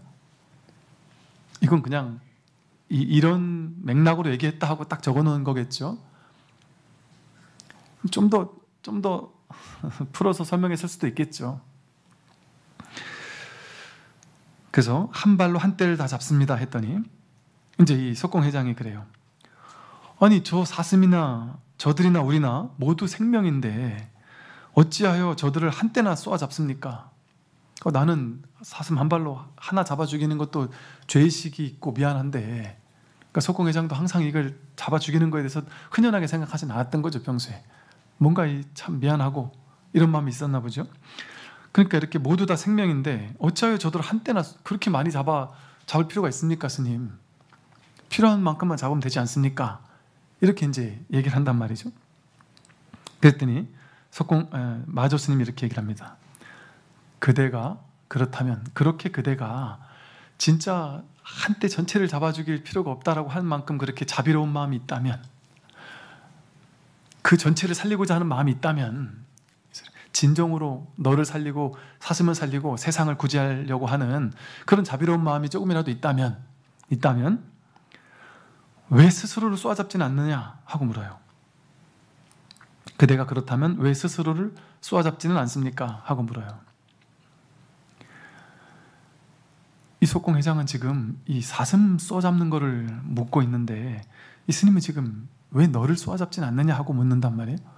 그러니까 이 석공회장이 이때 이제 주춤하는 거, 이게 뭔 소린가 하고, 그러면서 석공회장이 이렇게 말합니다. 저에게 자신을 쏘라고 하신다면 저는 어떻게 손 쓸 도리가 없습니다. 아니, 나를 쏘라는 말이 도대체 무슨 말입니까? 내가 화살을 가지고 나를 쏘란 얘기는 아닐 텐데 저보고 도대체 어쩌란 얘기입니까? 제가 저를 어떻게 잡아 쏘죠? 전 도저히 그 스님의 말을 어떻게 해야 될지를 모르겠습니다. 이런 스님의 말에서는 제가 어떻게 할 바를 모르겠습니다. 이렇게 저렇게 해도 하지 못하겠습니다. 하고 이제 막힌단 말이에요. 꽉 막힌 거예요. 손 쓸 도리가 없다. 내가 어떻게도 할 수가 없다. 나는 지금 이런 상황에서는. 그러면서 이제 뭔가 전환. 이 스님이 도대체 이 사슴 잡는 얘기를 하는 것이 아닌가 보구나. 왜냐하면 사슴 잡는 얘기를 한다면 나를 쏘란 얘기를 하겠어요? 근데 지금 사슴 잡는 얘기를 하는 것이 아니구나. 어찌하여 스스로를 쏘아잡지는 않느냐? 나를 쏘아잡으라는 얘기를 하시는 거에 대해서 뭐지 하는 의문, 궁금함. 도대체 이분이 지금 무슨 얘기를 하고 있지? 좀 더 근원적인 얘기를 하고 있는가 하면 사슴 이런 얘기를 하고 있는 게 아니구나. 진짜 나에 대한 어떤 얘기를 하는구나 하는 어떤 약간의 어떤 전환? 이런 것도 있었겠죠. 이 불교는 늘 자기의 문제는 자기 문제, 자기를 쏘아잡는 문제, 자기에게로 돌아오는 문제거든요. 그랬더니 마조가 말했어요. 이 사람아, 오랜 세월의 무명번뇌를 오늘 단박에 쉬도록 하거라. 쉬도록 하시게. 이렇게 말했어요. 너 자신을 쏘라고. 왜 너 자신을 쏘질 않느냐? 그랬더니 저는 어떻게 할 도리를 모르겠습니다. 이때 이제 이 마조 스님이 이 석공회장에게 오랜 세월 동안 무명, 어리석음으로 인한 온갖 번뇌, 망상, 괴로움, 그것들을 이 자리에서 단박에 쉬어야 된다. 그것을 쉬도록 해라 라고 하는 걸 통해서 석공회장이 너가 가야 할 바, 삶에서 진정으로 가야 할 바가 무엇인지, 우리 모두가 진정으로 내가 가야 할 삶의 방향이 무엇인지, 내가 지금 사슴 잡는 게 중요하냐, 나를 잡는 게 중요하냐. 사슴이야 잡아봐야 한 끼 음식 밥밖에 되지 않는데 내가 무명 때문에, 어리석음 때문에 가져왔던 무수한 번뇌로 인해서 평생을 괴로워하고 있지 않느냐. 이 괴로워하고 있는 이것은 나 자신을 쏘아잡는 것, 나 자신의 무명 번뇌를 쏘아잡는 것, 나 자신의 무명 번뇌를 단박에 쉬는 것, 그거를 통해서만이 구제할 수 있다. 이건 근원의 공부이다. 이것은 내가 완전히 무명 번뇌를 완전히 단박에 쉬어서 괴로움을 해결하는 문제다. 잠깐 사슴 하나 잡아서 한 끼 해결하는 그런 문제가 아니다. 이거야말로 가장 근원적인, 누구나 가야 하는 본질적인 문제다. 너는 지금 이 본질적인 문제, 내가 누구인지, 나란 허망한 망상으로 나를 쥐고 있어서 생겨나는 모든 문제들, 그 속에서 허덕이며 지금까지 살지 않았느냐. 그 문제를 해결하는 이 근원적인 공부, 이 공부가 가장 중차대한 일대사 인연이고 가장 중요한 공부다라는 이제 이런 말을 하는 거겠죠. 근데 이것을 이런 화두에서 석공회장 스님이 알아들었단 말이에요. 석공회장 스님이 아마도 이 근기가 있었나 보죠. 알아듣고서는 석공회장은 그 자리에서 활과 화살을 단박에 꺾어버리고 스스로 칼로 머리카락을 자르고는 마주의 의지에 출가했습니다. 바로 그 자리에서.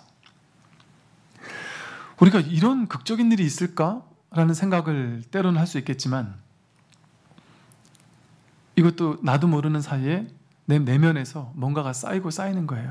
이게 이제 불교에서 말하면 이제 인연, 법화경에서 말하는 것은 그러잖아요. 내가 부처님 그림을 하나 그리더라도 해수욕장에서 바닷가 모래사장에 부처님 모습을 하나 이렇게 그리고 나무불하고 부처님께 귀합니다라고 한마디 하는 것만으로도, 또 부처님의 명호를 한번 외우는 것만으로도 부처님에게 선근 인연을 쌓는 것이다.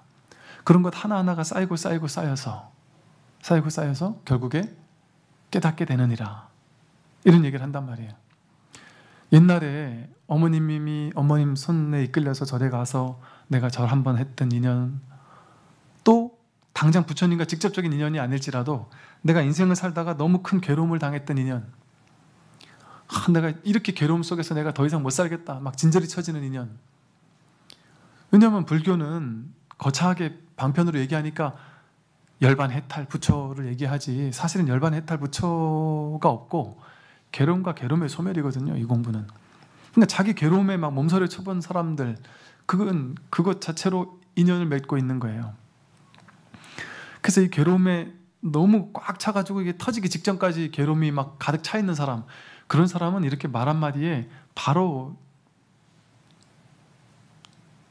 그 자리에서 활과 화살을 꺾어버리고 지금까지 평생 했던 무명업식으로 해왔던, 무명번뇌로 해왔던 모든 일들을 단박에 꺾어버리고, 활과 화살을 꺾어버리고 인생의 가장 중차대한 일이 이 공부구나 해서 이 공부가 일본으로 딱 돌아오는 전환의 시기를 겪는단 말이에요. 누구나. 이게 석공회장은 대단하다가 아니라 여러분도 다 그래가지고 이 자리에 온 거 아니겠어요? 법문 듣는 분들 다들 그래요. 그냥 스님 법문이 자꾸 뜨는데 처음에 그냥 그런갑다 하다가, 처음에는 한두 번 듣는데 별 감흥이 없어서 그냥 지나가다가 나중에 내가 너무 힘든 일이 생겨서, 너무 괴로운 일이 생겨서, 그날은 너무 지치고 힘들었는데 마침 영상이 뜨길래 한번 봤더니 그날은 내가 너무 힘들어서 그런지 갑자기 눈이 번쩍 띄고, 그날부터 내가 어디 빠진 사람처럼 밤낮으로 매일같이 듣고 있다. 내가 왜 이러는지 모르겠다. 그게 바로 이 소식이에요. 오랜 세월의 무명번뇌를 단박에 쉬기 위해서 나도 모르게 그 자리에서 활과 화살을 꺾어버린 거예요. 내 과거에서 지금까지 해오던 그 모든 업식, 내가 살아오던 삶의 패턴, 이 모든 것들을 허망함을 깨닫는 거예요.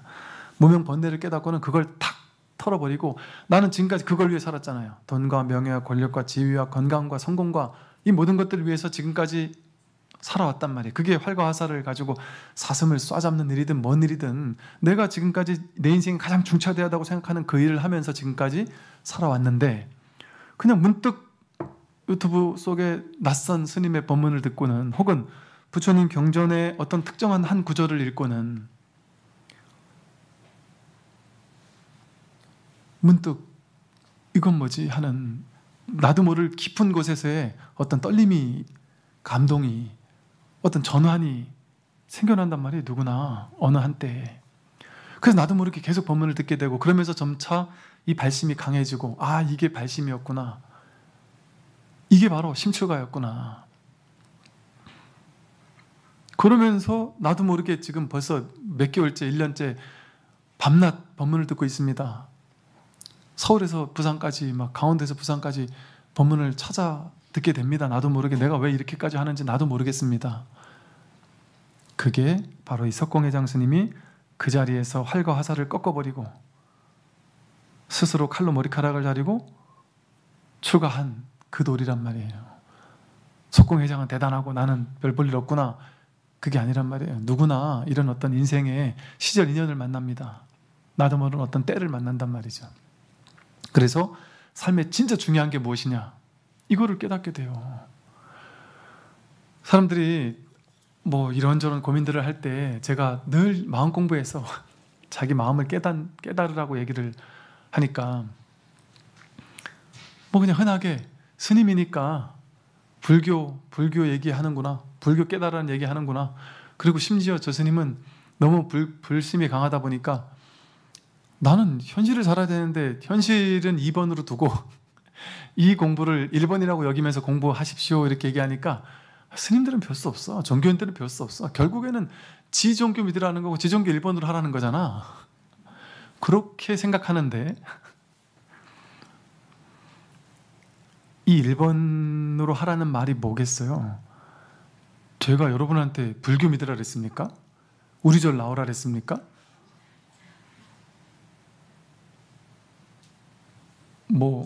제가 여러분이 보시했나 안 했나 찾아봐요?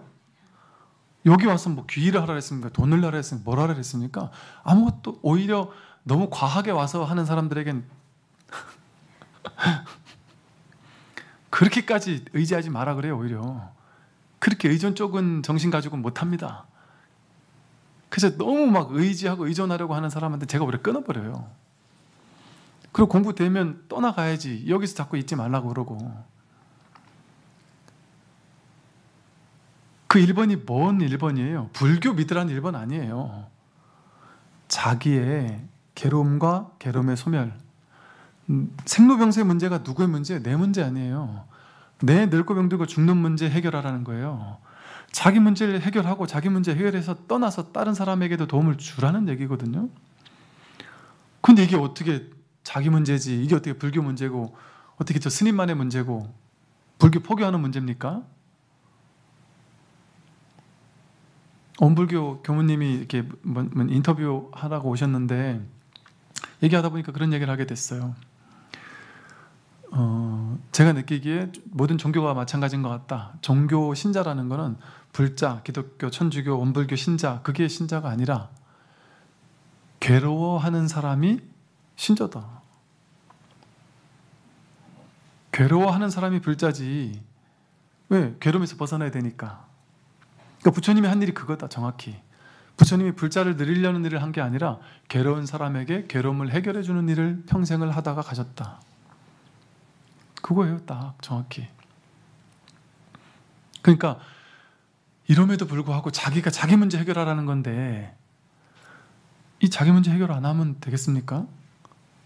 돈 버는 거는 석공회장이 사슴 잡는 것처럼 잠깐 이번 달 월급 받는 그게 별 볼 일 없다는 게 아니라, 돈 벌고 이게 중요하지 않다는 게 아니라 그건 그거대로 하되, 언젠가는 돈을 못 버는 때도 있고요, 언젠가는 몸이 아파질 때도 있고, 언젠가는 늙을 때가 있고, 언젠가는 무너질 때도 있고, 뻔하잖아요. 100%잖아요 100%잖아요 그거는. 늙고 병들고 죽는다라는 거는 100%거든요 그걸 준비해야죠. 미리 대비해야죠. 미리 준비하지 않으면 나중에 가서 그 괴로움이 왔을 때 감당이 안 돼요. 미리 준비를 해놓으면 죽음 앞에서도 의연할 수 있어요. 죽고 사는 게 둘이 아니라는 걸 깨닫는다면. 제가 얼마 전에 아는 이제 도반 스님이 오늘 내일 한다는데 결국엔 이제 열반하셨어요. 돌아가셨는데, 그분 열반하시기 직전에 이제 병원에서 이제 한 달도 못 산다고 하셨을 때 주변 사람들에게 그렇게 얘기를 했다는 거예요. 어떻게 이렇게까지 세세하게 얘기했나 싶을 정도로 제가 막 눈물이 날 정도로 하나하나를 되게 담담하게 하나하나를 다 설명을 하더래요. 앉혀놓고는 내가 죽으면 49제는 어느 절 어느 절에서 하고, 49제 하고 나서 이러한 보시를 베풀고, 또 내가 이렇게 모아놓은 게 있는데 그것을 어디에다 이렇게 좋은 데 쓰고, 내가 그동안 있던 이 절은 어떻게 해서 종단이나 어디에 이렇게 기증을 하고, 이런 심지어 이렇게 49제 할 때 이렇게 하고 저렇게 하고 이런 사소한 것까지 있잖아요. 그러면서 당신이 이제 여태까지 살면서 이런저런 도움받고, 도움 받은 것도 아니죠. 오히려 본인이 도움을 주고 사셨으니까. 그런데 그렇게 도움 주고 살았던 많은 곳들, 많은 단체들, 이런 곳들에 하나하나 어떻게 내가 떠나고 나면 여기서 남는 거 가지고 이렇게 어떻게 회양해라는 얘기까지. 근데 그 얘기를 들으면서 제가 이렇게 눈물이 나던 거는, 야, 당신이 지금 죽음을 앞두고 내가 죽는데, 내가 죽고 나서 하나하나 어떻게 하라고 그렇게 담담하게 설명을 하면서, 항암 치료 그런 건 안 한다 하고, 그냥 죽는 건 당연히 받아들여야 되지 않겠냐, 이걸 그러니까 누가 봐도 뭐 그런 말을 했던 건 아니지만, 그냥 확 받아들이시고는 그냥 바로 그 다음 날부터 불러가지고는 이렇게 얘기하고는, 또 며칠 있다가 내가 까먹은 거 있다고, 여기에 뭐 이런 일이 있는데 그 사람은 내가 좀 이렇게 좀 도와주고, 이 단체에 이런 좋은 일을 하고 있는데 거기 또 좀 도와주고, 그런 식으로 되게 담담하게 죽기 직전까지 떠오르면 또 하나 얘기하고, 그렇게 소소한 것까지 이렇게 정말, 야, 진짜 숨을 거두는 그때까지 어떻게 하면 이걸 좀 이렇게 잘 내 삶을 회양할 수 있을까 하는 그런 마음을 쓰다가 떠나셨더라고요. 그래서 너무 감동적이더라고요. 그리고 심지어는 그분이 어떤 단체에 있을 때 그곳에서 좀 상처받은 게 있으셨거든요. 제가 알고 있는데, 상처받은 게 있는데 그 단체를 오히려 도와주라고, 그 단체는 나를 버렸지만, 어찌 보면 나를 내쳤지만, 그 단체가 하는 일이 참 훌륭하니 그 단체에 이렇게 좀 도와줬으면 좋겠다, 그렇게까지 또 얘기를 하시고, 그러면서 너무 의연하게 그냥 온전히 그냥 더구나 이게 갑자기 급성이 막 확 돼가지고 한 달도 안 돼서, 처음에는 수술하면 될 줄 알았는데 너무 빠르게 이렇게 오시다 보니까 갑자기 돌아가시게 됐다는 거예요. 그걸 멀쩡하시던 분이 아파서 병원 가자마자 한 달 정도밖에 안 돼서 돌아가셨으니까, 그러니까 정신이 딱 들었던 시기가 그렇게 길지 않았는데도 그렇다고 하더라고요. 그래서 저도 참 그 삶과 죽음 이런 것들을 보면서 우리의 삶에 대해서, 또 내 문제에 대해서 생각하게 돼요. 이게 그분이 돌아가신 일이 아니에요. 내일이에요, 내일. 나에게 곧 그런 일이 닥칠 것이고, 생로병사에 대한 문제, 나에게 올 이 문제를 어떻게 대처를 하겠느냐 말이죠. 죽기 직전에 막 발악을 하고, 난 죽기 싫다고 버티면서 진짜 죽는 줄 알고, 내 몸이 죽는 게 진짜 죽는다라고 착각하면 막 분노하고 울분을 터뜨리고, 내가 결국은 이렇게 살다가 고작 이렇게 살다 가는구나라고 생각한단 말이에요. 고작 이렇게 살다 가는 인생은 없습니다. 개미 한 마리가 그대로 부처가 산 삶이라니까요. 파리 한 마리가 살아간 삶이 그대로 성스러운 부처님의 모습이라니까요. 풀 한 포기 나무 한 그루가 똑같이 하찮게 살다 갈 수가 없어요. 우리가 숨을 들이쉬고 내쉬는 이게 부처의 작용인데, 부처가 부처로서 살다 간 거예요. 위대한 사람, 위대하다는 게 어디 있어요? 위대한 사람이 진짜 위대할 수 있습니까? 그 위대한 사람은 그 자리에 있었던 거죠. 그 자리에 있었던 사람이 자기가 그거 다 한 거예요? 전체가 한 거죠. 대통령이 어떤 결정을 한다면 그 사람 위대한 겁니까? 그 모든 공무원들, 정치인들, 또 그 밑에 있는 많은 관료들이나 일체 국민들이 다 함께 그 일을 해내는 거 아니에요? 모두가 하는 거예요, 모두가. 그러니까 자기가 잘한 게 아니에요. 전체가 하는 거예요, 전체가. 근데 나는 다만 그 자리에 있었을 뿐인 거예요. 그 자리에 있었으니까 그냥 그런 일을 했었던 것 뿐이고, 나는 저 밑에 있으니까 그 밑에서 해야 될 일을 했던 것 뿐이고, 그 비중은 동등하단 말이에요. 자비희 사할 때 사가 대평등심이거든요. 다르지 않은. 그러니까 새 한 마리를 내 허벅지 살을 떼가지고 달아보니까 내 허벅지 살이 훨씬 큰데도 균형이 안 맞더라는 거죠. 내가 내 몸 전체를 달아야지 겨우 새 한 마리와 내가 균형이 맞다는 얘기, 부처님 전생담이 있거든요. 그 말은 곧 자기는, 여러분 한 분 한 분은 전부 다, 지금 내가 늙고 병들고 나약하고 남들이 날 못 알아주고 별 볼 일 없어 보여도 이 숨을 쉬고 있고 살아있는 이 자체로서 완전한 부처로서 사는 거예요. 완전한 부처가 살고 있는 거예요. 그러니까 여기에는 귀하고 귀하지 못한 그런 차별이 결코 없습니다. 그래서 이 죽음의 문제는 반드시 우리에게 조만간 훅 하고 다가와요. 조만간, 너무나도 빠르게. 좀 전에 말씀드린 그 스님 50대 한 중반밖에 안 되셨어요. 너무 건강하셨던 분이시고, 옛날에 제 또 도반 스님 중에는 제일 너무 건강해서 병 한 번, 치료 한 번 안 하고 너무너무 건강했던 분이셨는데 갑자기 돌아가셨거든요. 그런 일이 나도 모르게 언제 생길지 몰라요. 그래서 우리는 내가 누군지를, 진짜 내가 누구인지를 빨리 확인하고 공부를 해야 이 가장 근원적인 공부를 해낼 수 있고 해마칠 수가 있습니다. 이제 공부야말로 우리가 해야 할 가장 중요한 일이죠. 그 밑에 몇 줄 더 있는데 요거 마저 금방 하겠습니다. 이제 이후에 이제 석공 회장 스님이 출가를 해서 깨달음을 얻고 견성을 하고, 그리고 이제 마조 스님 밑에서 이제 마조 스님과 함께 모시며 살았어요. 출가를 하고 살았습니다. 그러던 어느 날 이제 스승이 이제 제자가 보임 수행을 잘 하고 있는지를 이제 점검하는 그런 장면이에요. 하루는 공양간에서 일을 하는데 마조가 물으셨다. 무엇을 하느냐?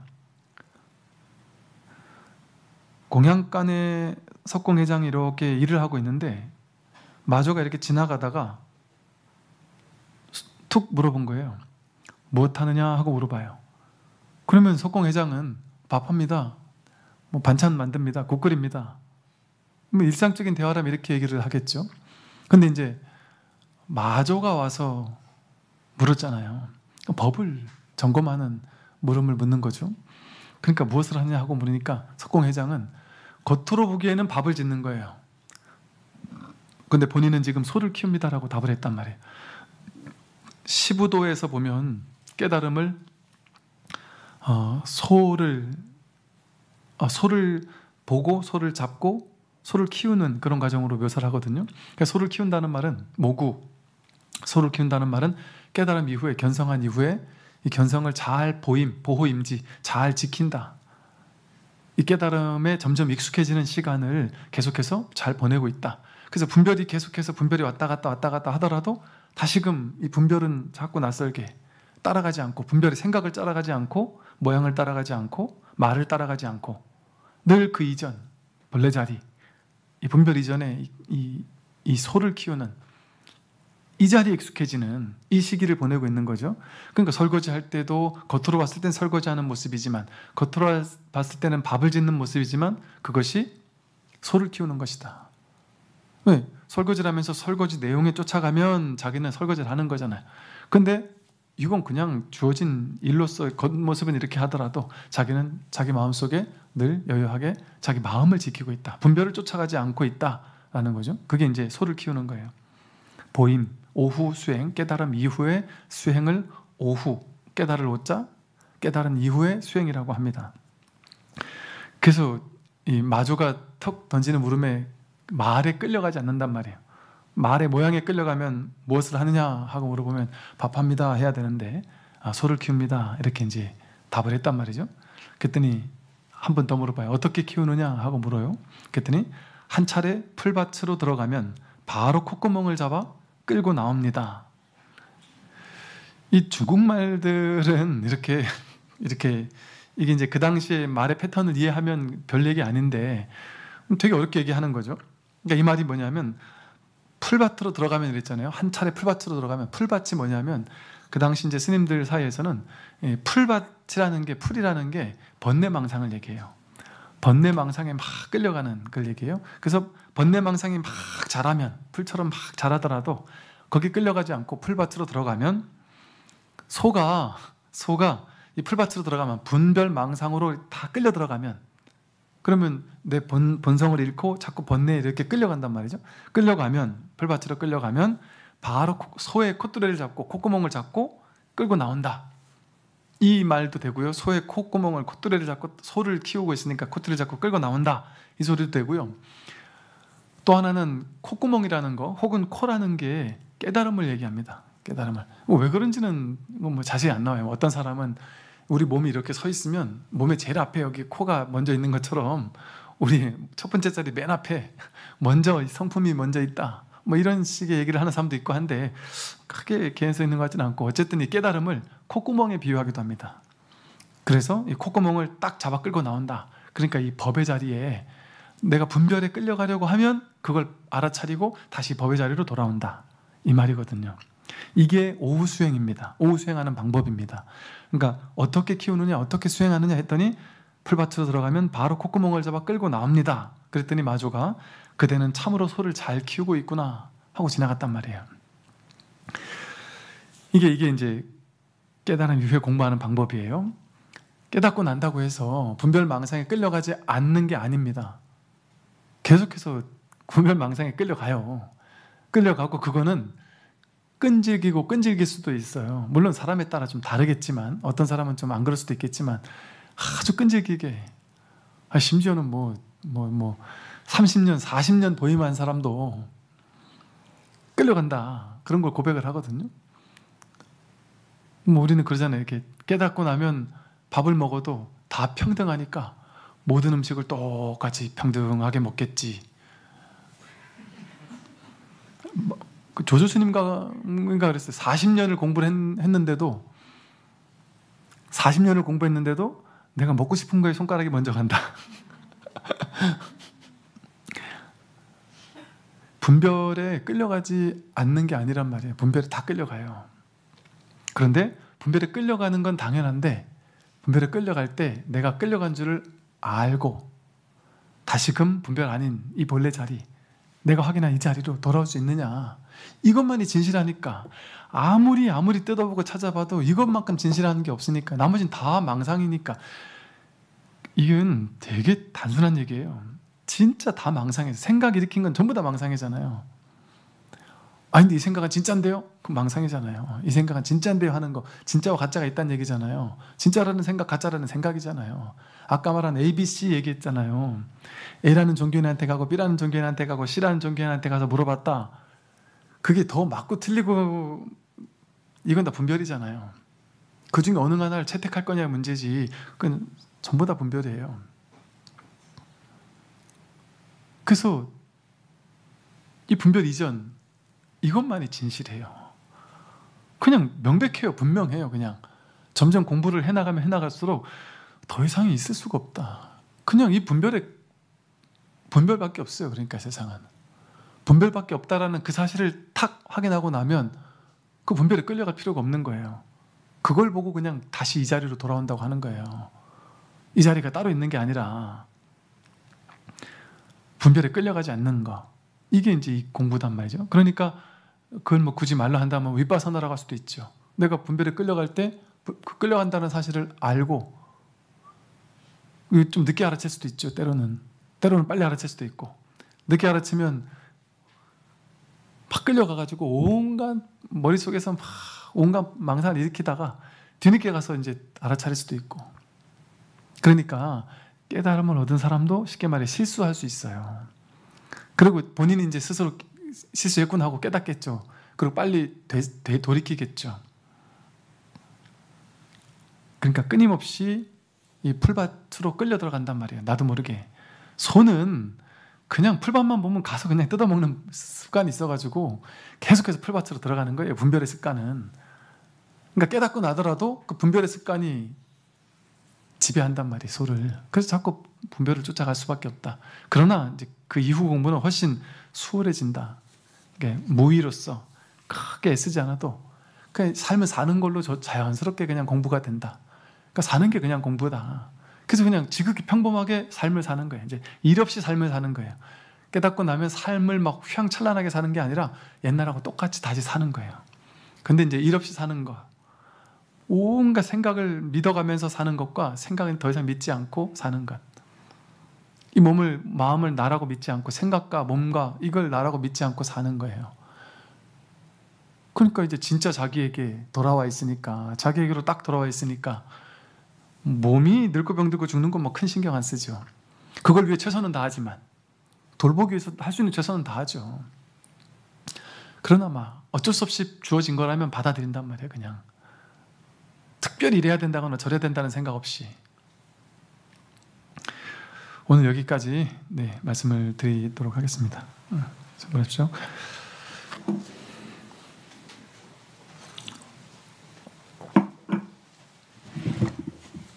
모두 자리에 서려나 합장하여 주시기 바랍니다.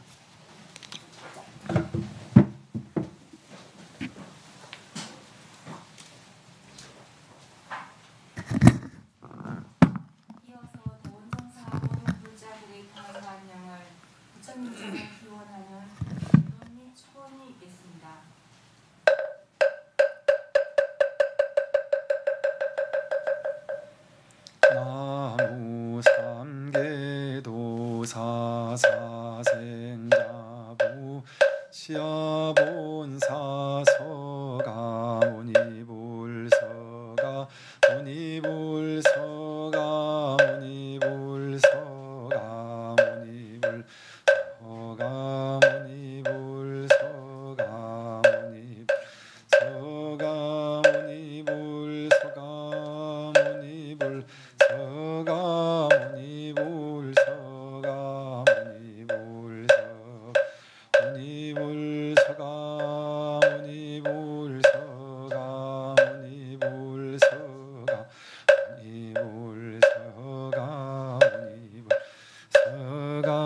무니불서가 무니불서가 무니불 천상천하무여불 시방세계 영무비 세간소유 하진경 일체무유 여불자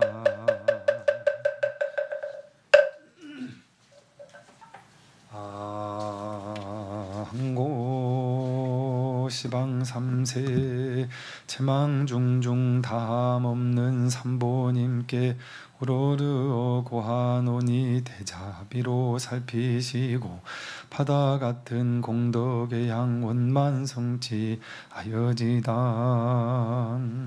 시사바세계 차사천나 남선부주 대한민국 부산시 금정구 중앙대로 대원정사 청정수월 도량 원화금 밀지극 정성으로 일요법회 동참제자 내지 일체인연 만연 일체중생 등중 각각 등보체 시방삼세 항상 하신 부처님께 귀의하며 상구보리 하와중생 합장하고 바르나니 저희들의 지극 정성 굽어 살펴 주옵소서.